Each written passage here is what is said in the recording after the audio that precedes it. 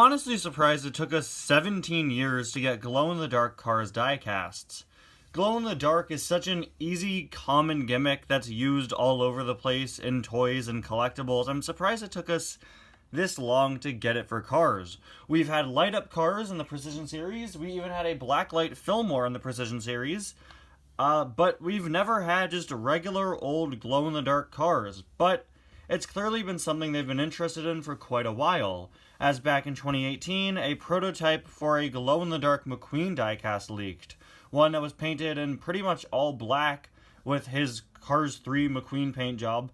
He was all black, but the logos were all in really bright colors. Apparently this was meant to be a glow-in-the-dark McQueen, but it ended up getting canceled. What didn't get canceled in 2018, though, were glow-in-the-dark mini racers, which honestly didn't really glow all that well. I keep my mini racer collection on a shelf that's pretty close to my bed, and when I shut my lights off at night, I'm always disappointed to see the fact that none of the mini racers glow very well. So honestly, maybe that's one of the reasons why it took us so long to get glow-in-the-dark Cars. Maybe they just couldn't perfect it. But in 2021, we did get some more glow-in-the-dark minis with Mator and Flying Mater, both of which honestly glow pretty well. And now in 2023, we finally have a glow-in-the-dark 155 scale line with the Glow Racers. Now, I've said multiple times in the past that I've gotten really sick of all of these expanded universe, next-gen Piston Cup Racer series. I'm just not a big fan of constantly getting all these different next-gen variants, but we haven't had any of these series in over a year now, so it was kind of nice to take a breather. And also, I'm just a really big fan of the glow-in-the-dark concept, so I've been pretty open and excited, pretty willing to give the Glow Racers a chance. My only thing I'm nervous about is how well they glow. I just really, really hope they glow better than the minis. I have a lot of thoughts about the Glow Racers, which I'll be spreading apart throughout my next few reviews so that I don't overload the front of this video with me just talking about the line for 5 solid minutes. I'll talk about some other aspects in the Cruise review, some more aspects in the Mater review since I was able to find the whole first wave. But yeah, sort of a general introduction to the Glow Racers here. Anyway, guys, welcome back to another review, and to our first ever Glow Racers review here on the channel. Today we're going to be taking a look at Glow Racers Lightning McQueen. Now, this line really went all out. We've seen multiple playsets, multiple different toy lines tackling this. I've even seen, like, t-shirts. And the funny thing is, all of this merchandise is coming out, but never the actual regular Glow Racers diecasts, so now they are finally out. As you can see, we have, unfortunately, the uniform. Everyone gets the same image of McQueen on their packaging, thing that they've been loving to do for expanded universe lines for the last few years. Pretty lazy, in my opinion. Just give everyone their own unique artwork. This is, of course, an edited image of Rusty's McQueen with all the different glowing parts, just like how the diecast itself is based off Rusty's McQueen from Cars 3. Glows in the dark written there. We've got Lightning McQueen. Wow, that's his name. That's the character that you bought. This is a very interesting shaped packaging, and also very interestingly shaped bubble, in a world where now most Cars diecasts have these form-fitting bubbles, which are nice because they do cut down on plastic. I was pretty surprised to see these, massive, chunky blisters that are kind of unnecessarily large be here. Like, they're way larger than any blisters we got for regular singles. They do not have to be this big. Now, in case you were wondering, these guys retail for $6.47 here at Target in the US, which, for those of you who are unaware, is $1.47 more than your typical Cars diecast at Target, and several dollars more than your typical Cars diecast at Walmart.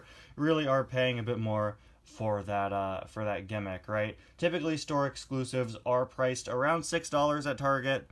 Typically they're priced around $1 more, so $1.50 more. I don't really mind. You're just paying half $1 more than you would for a typical store exclusive. Pretty sure these guys are cheaper than the XRS cars were, and they're also cheaper than color changers. Glow Racers! Really disappointed to see no story explained on the back, but they do need to make space for a heaping ton of explanation for how glow-in-the-dark items work. Placing vehicle closer will not intensify the glow-in-the-dark feature. Okay, thank you. And you can see Dynaco Cruise here, and Mater. Funny that they still label her as Dynaco Cruise. Like, is that really necessary? There's not a normal Cruise in the line, guys. Alright, so get this guy out of the packaging here. Him and his massive name tag. These are packaged very similar to color changers. Look at that blister. That is a really interesting one, isn't it? That is really, really interestingly shaped there. That is really weird, but okay. So here is McQueen out of the package. Like I said, he is based on Rusty's McQueen. And the first thing I have to commend this line for is that all of the characters have new facial expressions. In my opinion, said facial expressions are pretty hit or miss, and I haven't seen any so far where I've been like, yes, that's a good face. They've all just been kind of fine. Yeah, that's a McQueen face. It's alright. But, you know, it is always good to have a different expression than the one on typical Rusty's McQueen. I like that they chose Rusty's McQueen for the basis. I know they use him quite a bit, but it's better than just your typical Cars 3 McQueen.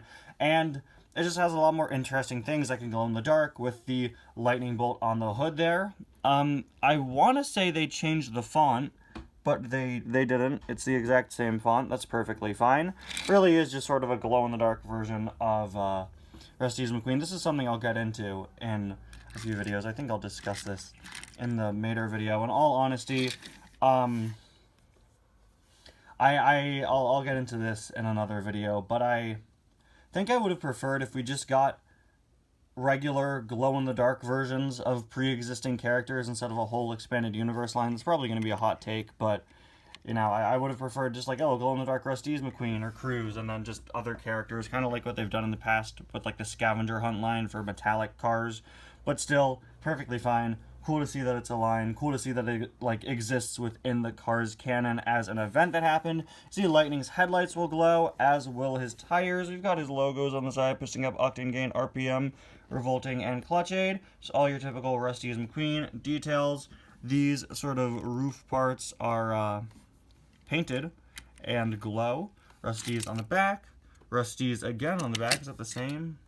No, the Rusty's logo changed places. That's interesting. You can see his backlights also glow, as does this. I like just how many little things they chose to make glow. But now it's time to see if he actually does. Alright, not bad, I gotta say. I'm pretty impressed. The glowing is pretty solid, yeah. Now, of course, for glow-in-the-dark items, it is all going to depend on what you hold up to the light, of course. And with an item where this many different parts glow, it was hard to figure out where to hold him to try to get the most parts to glow. So his wheels aren't glowing as strongly, the back isn't glowing as strongly. And while it might not look like the glow is that strong on camera, in real life, it is pretty solid. I gotta say, pleasantly surprised with this. Glow-in-the-dark items are pretty hard to film, so I'm sorry that it's not going to glow as brightly on camera as it did in real life, but I gotta say, I'm pleasantly surprised. Definitely better than the glow of the minis, and it was sufficient. You know, it was pretty solid. It was alright. It's probably not going to last a very long time, but I don't know. We'll see. I'll let you guys know in tomorrow's review of Cruz if this guy, like, glowed overnight, which, again, I doubt. It's probably not going to last all that long, honestly. But still, pretty solid. Works pretty well. And if I have one criticism of this item, of this line, I'm surprised it took us 17 years to get it. Yeah, perfectly adequate in terms of how it glows. That's the best I can say. I'm sorry if it's not a glowing review, but I think it's pretty fine. That pun wasn't fine, though. I will see myself out. Anyway, guys, thank you so much for watching, and I'll see you guys next time. Bye now.